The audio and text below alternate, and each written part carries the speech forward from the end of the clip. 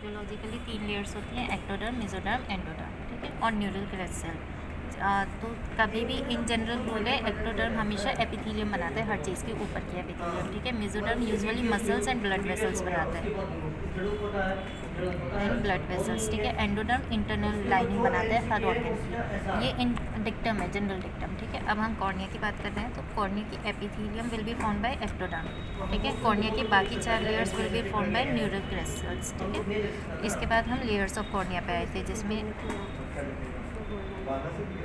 तो तुम लोग बुक नहीं खोलोगे क्या, सिर्फ इसी के भरोसे पढ़ोगे? बुक में इतना नहीं दिया है डिप्लोमा वाली में।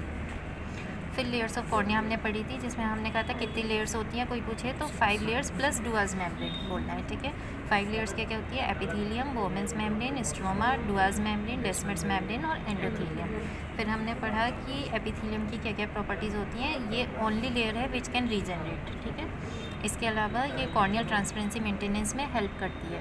इसका अरेंजमेंट हमने पढ़ा कि इसका बेसमेंट मेम्ब्रेन पे जो लेयर रेस्ट करती है वो होते हैं बेसल सेल्स, जो कि कॉलमनर सेल्स होते हैं। उसके बाद सेकंड लेयर होती है विंग सेल्स की, जो कि 2 to 3 5 लेयर्स हो सकती है। उसके बाद सबसे ऊपर होती है स्ट्रेटिफाइड स्क्वेमस सेल्स, ठीक है। वो होती है नॉन क्रेटिनाइज स्ट्रेटिफाइड स्क्वेमस। फिर मैंने एक जनरल डिक्टम बताया था तुम लोगों को याद रखने के लिए कि क्रेटिनाइज हमेशा वहाँ होगी जहाँ फ्रिक्शन प्रोड्यूस होगा, ठीक है। जो भी एक सरफेस से दूसरे सरफेस के कांटेक्ट में आएगी वहाँ फ्रिक्शन होता है प्रोड्यूस। जैसे मेरा स्किन है, ये मैं इसको टच कर रही हूँ, फ्रिक्शन हो रहा है, ठीक है। लेकिन कोई भी इंटरनल ऑर्गन की मेम्ब्रेन है जो जहाँ पे फ्रिक्शन नहीं है, तो वो नॉन क्रेटिनाइज प्लेट होगी, ठीक है। तो नॉन क्रेटिनाइज स्ट्रेटिफाइड। फिर हमने बताया था अल्सर और ओबेसिटी में कैसे डिफरेंस करते हैं। अल्सर तभी कहेंगे जब एपिथेलियम में ब्लीच होगा, ठीक है।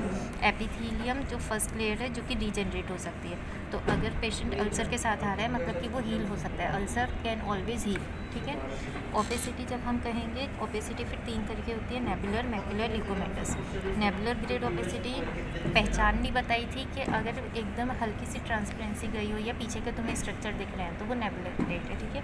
अगर वाइटिश तुम्हें दिख रही है कॉर्निया लेकिन पीछे के स्ट्रक्चर अभी भी दिख रहे हैं, विजुअलाइज्ड है, वो मैक्युलर ग्रेड। अगर वो इतनी वाइट हो गई है कॉर्निया कि एकदम ओपेक हो गया, पीछे का नहीं दिख रहा है, तो वो ल्यूकेमेटस, ठीक है। फिर यहाँ पे डिफाइन करने के लिए अगर बोमेस मेम्ब्रेन में तुम्हारे डिफेक्ट हो गया है तो वो leads to nebular grade opacity, ठीक है। स्ट्रोमा के लेस देन 1/3 तक डिफेक्ट आ गया है, it leads to macular. Stroma के मोर देन हाफ में डिफेक्ट आ गया है, मतलब यहाँ से स्टार्ट होकर यहाँ तक आ गया है, that leads to leucomatous. And opacities are always permanent, ठीक है।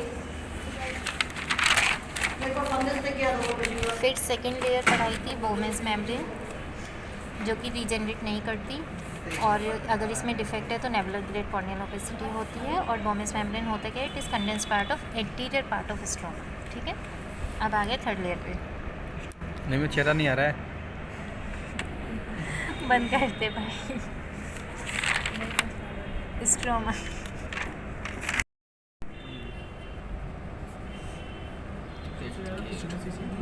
हाँ, सबसे ज़्यादा थिकनेस इसीलिए होती है। अब अगर इसमें ओपेसिटी होगी तो इट विल लीड टू, बताओ तुम लोग। नहीं, ये भी डू नॉट रीजनरेट, सिर्फ एक एपिथेलियम लेयर है जो रीजनरेट होती है, ठीक है। बाकी कोई नहीं होगा। एंडोथेलियम में थोड़ा सा डिफरेंस है, वो मैं बताऊंगी जब मैं वहाँ पे आऊँगी, ठीक है। ठीक है। Do not regenerate. बताओ बताओ कौन सी ओपेसिटी होती है, जल्दी बताओ। मैक्युलर एंड ठीक है।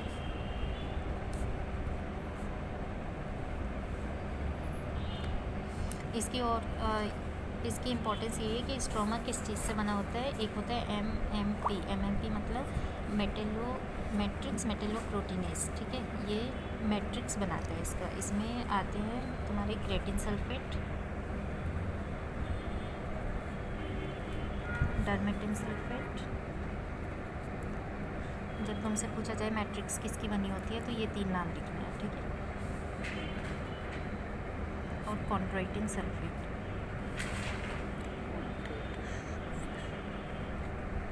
इन तीनों को मिला के कहते हैं गैग इज ग्लाइकोसोएमाइनोग्लूकेन्स, ठीक है, या फिर एमएपी।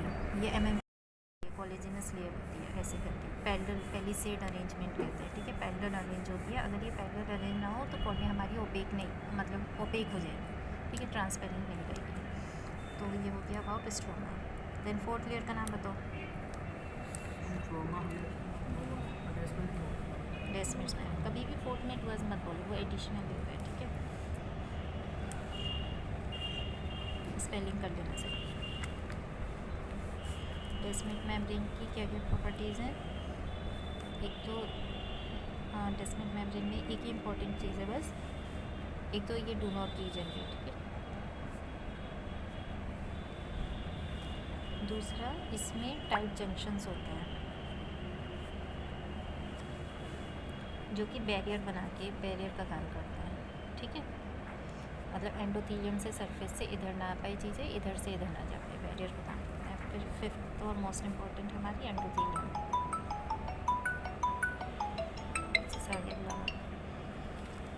हेलो, ठीक है। एंडोथीलियम में मोस्ट इम्पॉर्टेंट दो टर्म है, प्लेओमॉर्फिज्म और पॉलीमेगाथिज्म। जब भी एंडोथीलियम पे क्वेश्चन आए ये दो टर्म तुम लिखोगे, प्लेओमॉर्फिज्म, पॉलीमेगाथिज्म। इसका मतलब क्या होता है? प्लेओमॉर्फिज्म मतलब डिफरेंट शेप,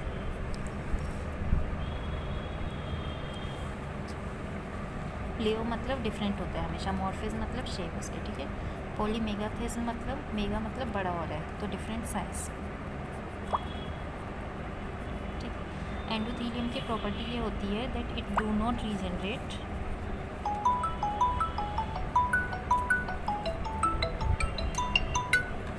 हेलो, आ रही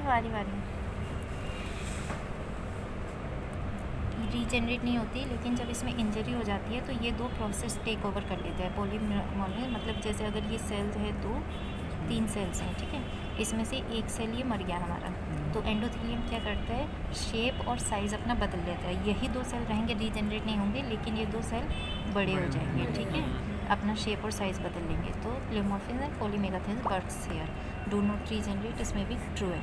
तो ये कब तक हो सकता है? ये चीज़ भी कब तक हो सकती है वो इम्पॉर्टेंट है। एडल्ट में कितना काउंट होता है एंडोथीलियम का? 2.5 से लेके 3000 पर mm² तक एंडोथीलियल सेल्स, ठीक है। जब ये सेल्स लेस देन 500 पर mm² रह जाए, मतलब 3000 है, अगर इंजरी होते 500 से भी कम रह गए, तब ये दोनों काम नहीं हो पाते, फिर डैमेज बॉडी, ठीक है।